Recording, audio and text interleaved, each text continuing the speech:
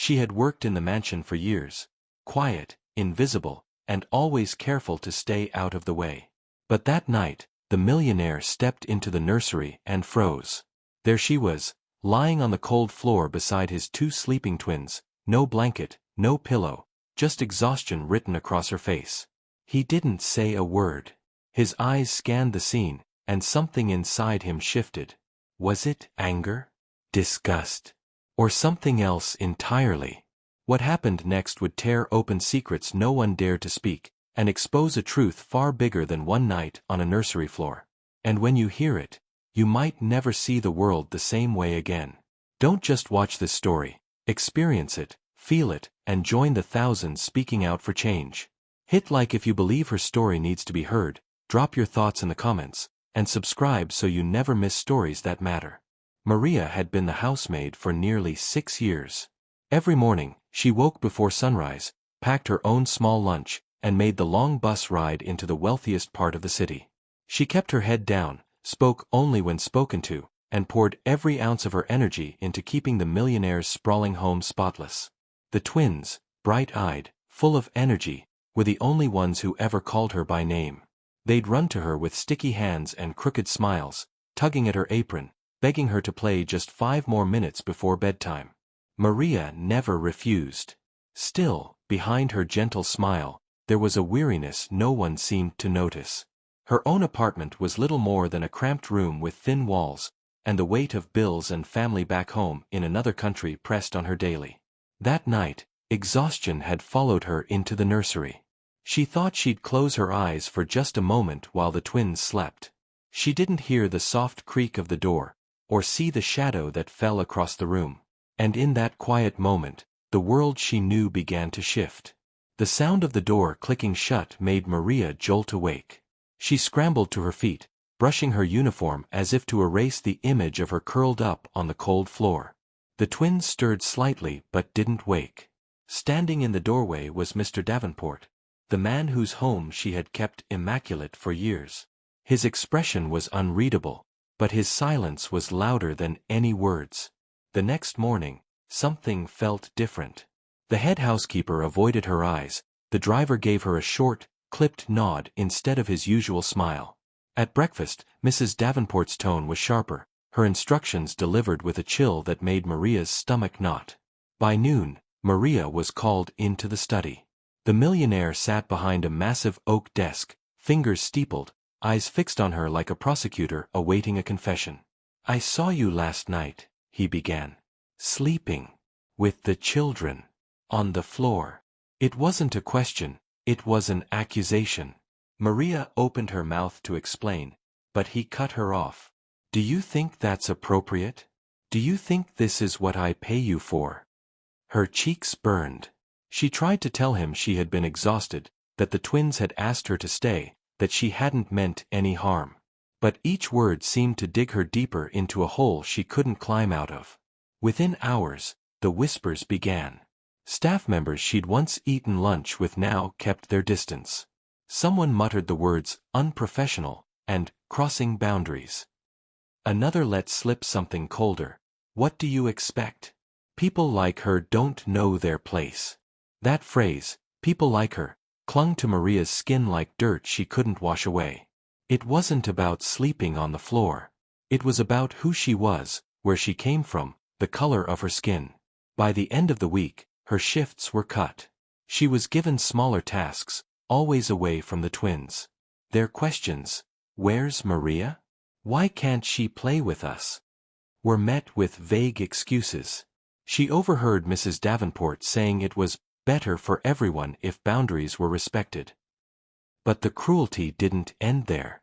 One afternoon, she returned from running errands to find her few belongings stuffed into a plastic bag by the service entrance. Her name was scratched off the schedule. No explanation. No severance. Just a quiet erasure, as if she'd never been there. Maria stood frozen, the weight of 6 years collapsing into that one moment. She had cared for their children, cleaned their home, given her time and health, and now, she was being discarded over a single night, framed as something shameful. Yet, the truth was worse. She wasn't just being punished for that night. She was being punished for existing in a space they never believed she truly belonged. And just when she thought she could leave quietly, a voice behind her said, "Maria, wait. There's something you should know." Maria turned slowly to see James, the chauffeur, standing in the dim light of the service hall. His voice was low, urgent. "They've been saying things about you," he whispered. "Ugly things. Not about the kids. About who you are." Her chest tightened. "What do you mean?" James hesitated. "They think you were trying to overstep. They're saying you did it to get close to them. And Mrs. Davenport, she told the others that your kind can't be trusted around children." The words slammed into her like a punch. Your kind. It was the confirmation of what she had suspected all along. This wasn't about professionalism or boundaries. It was about her skin, her background, the unspoken prejudice that had been simmering beneath every polite smile. That night, the twins found her in the driveway, tears streaming down her face. "Maria, why are you leaving? Did we do something wrong?" She knelt, pulling them close. "No, my loves. You did nothing wrong." From the doorway, Mrs. Davenport's voice cut through the moment. "Children, inside. Now." Maria looked up, meeting her employer's cold gaze. 4 years, she had bitten her tongue, swallowed the insults, endured the quiet discrimination. But something in her broke. She stood, voice trembling but steady. "You can strip me of my job. You can take away my place in this house. But you will not take away my dignity." For a long moment, silence filled the air. Then Mrs. Davenport turned without a word, closing the door behind her. Maria stood alone, the echo of that door shutting sealing more than just her employment. It sealed the truth of what this place had always been. And yet, the story was far from over. Maria left that night with nothing but a single plastic bag and the clothes on her back. The city streets felt colder than usual, but it wasn't the air, it was the weight of what had just happened. She had given years of loyalty, care, and love, only to be erased in a moment, reduced to a stereotype she could never escape in their eyes. Days turned into weeks. She found work again, less pay, longer hours, but the twins' faces stayed with her. Sometimes she wondered if they ever asked about her, or if they too had been taught the quiet lies that had pushed her out.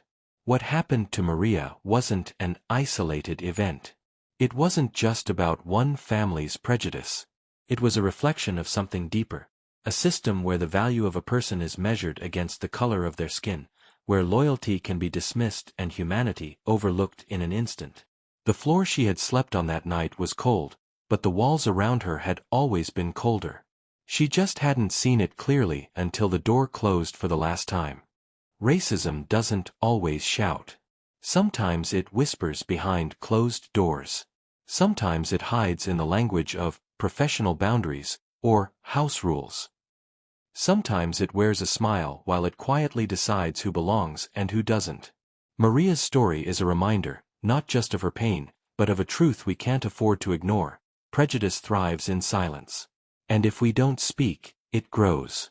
So I'll leave you with this. How many more people have to lose their jobs, their dignity, their safety, before we admit that the problem isn't just in the headlines, but in our own homes, our own hearts? Because until we face it, Maria's story will happen again, and again, and again.